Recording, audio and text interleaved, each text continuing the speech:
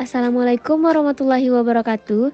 Perkenalkan, kami dari kelompok proses dan fungsi mental yang beranggotakan saya Ulfadwina dan dua rekan saya lainnya, yaitu Alifia Putri Fadila Sati dan juga Sakinatun Hasanah, yang akan menampilkan dan menjelaskan sebuah kasus yaitu skizofrenia yang akan ditampilkan dalam video berikut.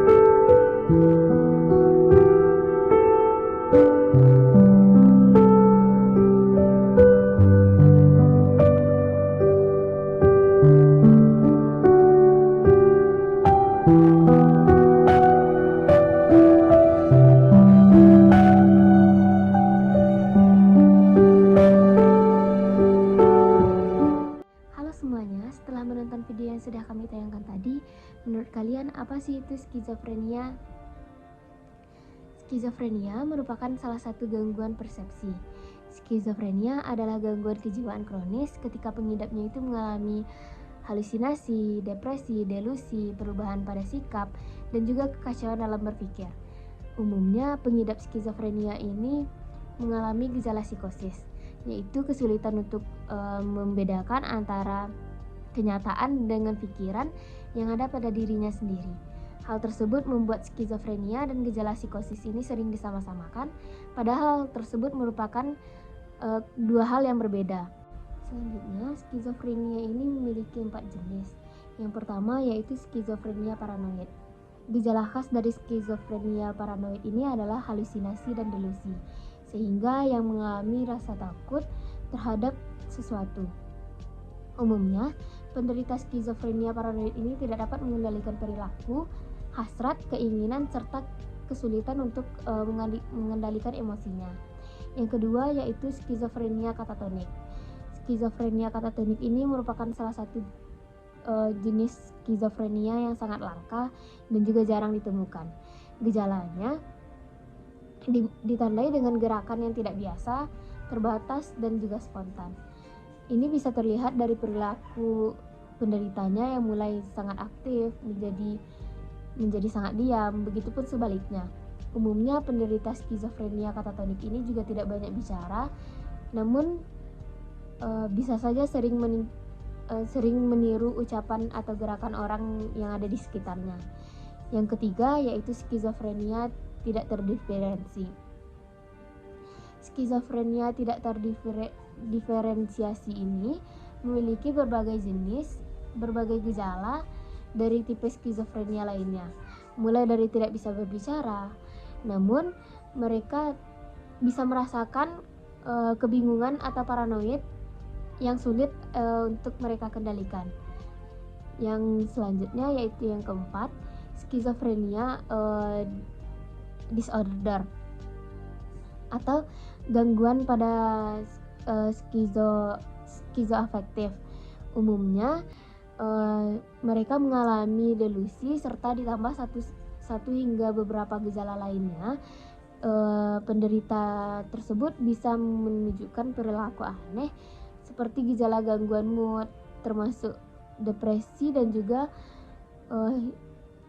hipomania. Pada pembahasan sebelumnya, teman-teman sudah mengetahui tentang pengertian dan jenis-jenis dari skizofrenia. Untuk pembahasan kali ini, saya akan membahas tentang faktor atau penyebab terjadinya skizofrenia.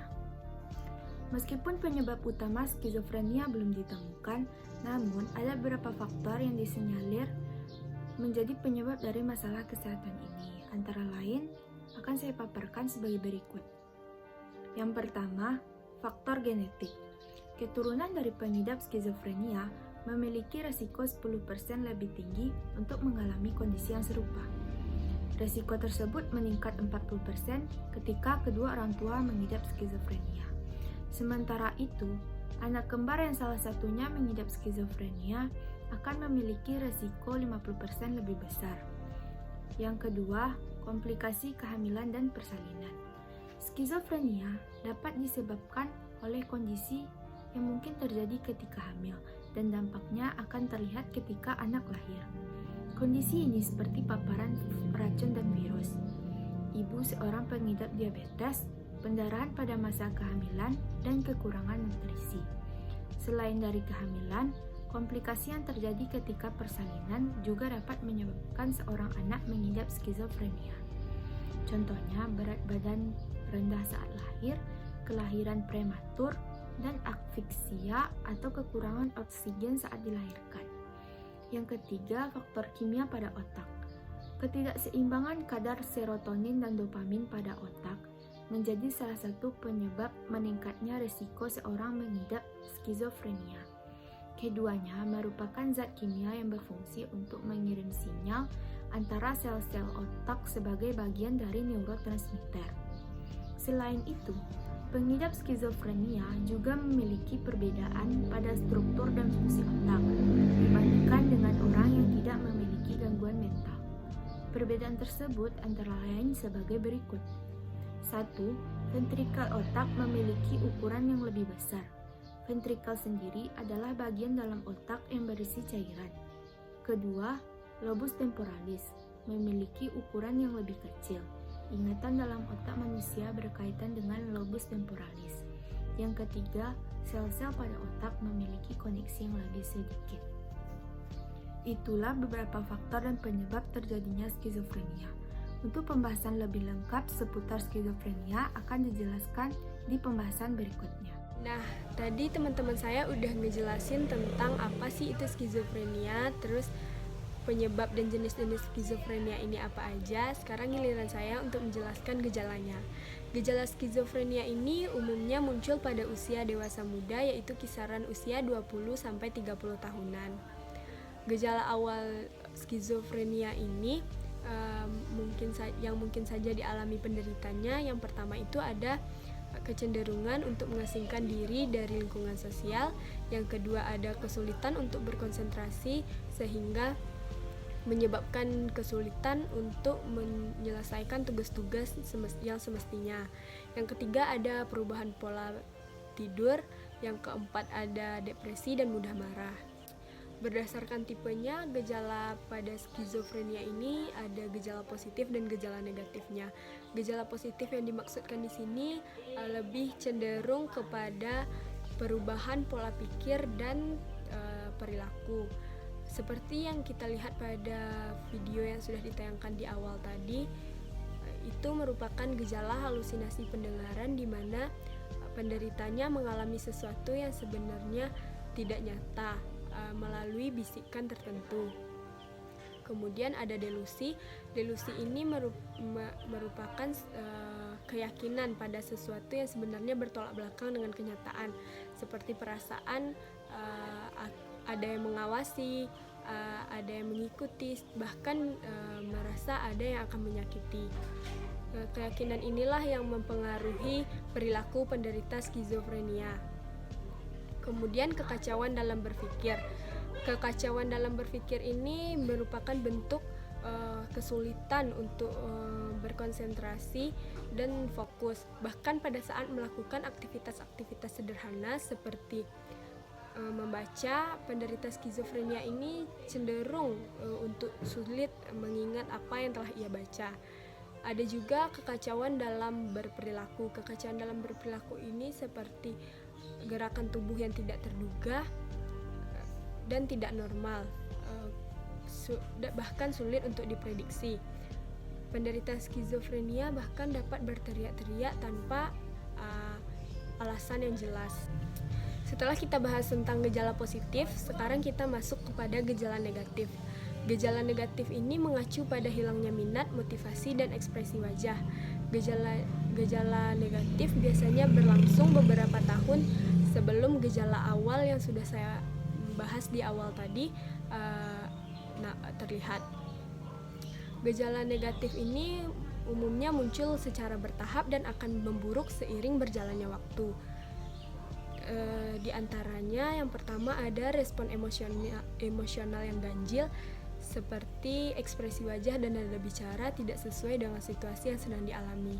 Kemudian sulit merasa senang dan puas, enggan bersosialisasi dan memilih untuk berdiam di rumah, kemudian hilang minat dan motivasi, serta perubahan pada pola tidur, dan yang terakhir ada penderita skizofrenia ini cenderung untuk tidak peduli akan kebersihan dan penampilan diri.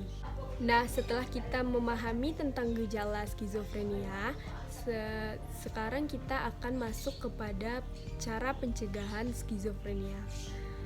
Sebenarnya ya teman-teman, skizofrenia ini tidak dapat dicegah, namun ada beberapa faktor yang bisa menurunkan risiko terjadinya skizofrenia.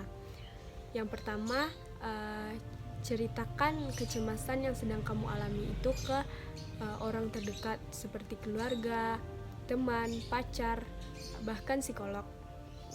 Kemudian perbanyaklah aktivitas sosial yang positif, jangan mengkonsumsi rokok, narkoba, serta alkohol.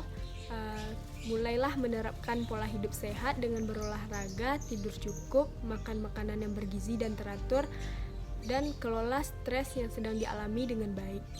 Dan yang paling penting, kenali dan sadari gejala skizofrenia.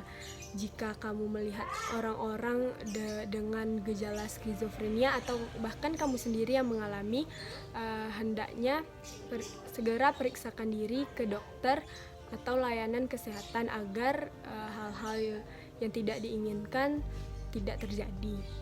Mungkin sekian yang dapat kelompok kami sampaikan. Kalau ada salah kata dan kurang, mohon maaf. Terima kasih atas perhatiannya. Assalamualaikum warahmatullahi wabarakatuh.